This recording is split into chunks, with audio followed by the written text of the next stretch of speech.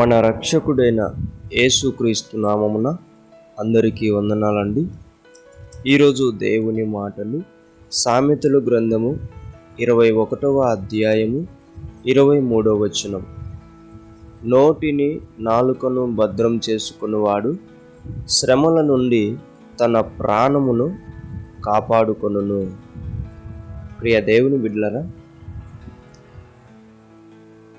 కొన్నిసార్లు తెలుసో తెలియకనో శ్రమలను తెచ్చుకొని మన జీవితంలో బాధపడుతూ ఉంటాం. అటువంటి శ్రమలు మన జీవితంలో ఉండకోకుండా ఉండాలి అంటే దేవుడిచ్చే సలహా ఏంటో తెలుసా? దేవుడిచ్చే జవాబు ఏంటో తెలుసా?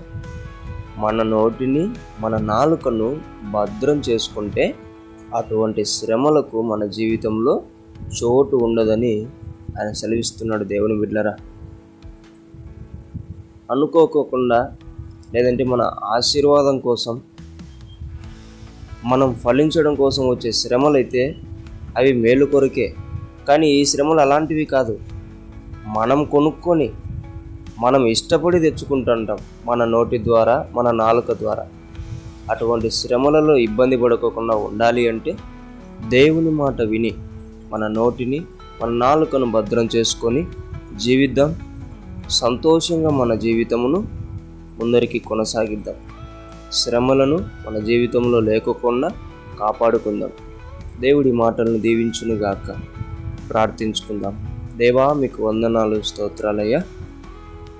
మీ కృపను బట్టి, నీ దయను బట్టి మా నోటిని, మా నాలుకను భద్రం చేయండి ప్రభువా. మా నాలుకను, మా నోటిని భద్రం చేసుకునే శక్తి, జ్ఞానము, వివేకమును మాకు అనుగ్రహించి మా జీవితంలో శ్రమలు కాకుండా సంతోషములు దయచేయమని యేసు నామములో ప్రార్థిస్తున్నాం తండ్రి. ఆమేన్.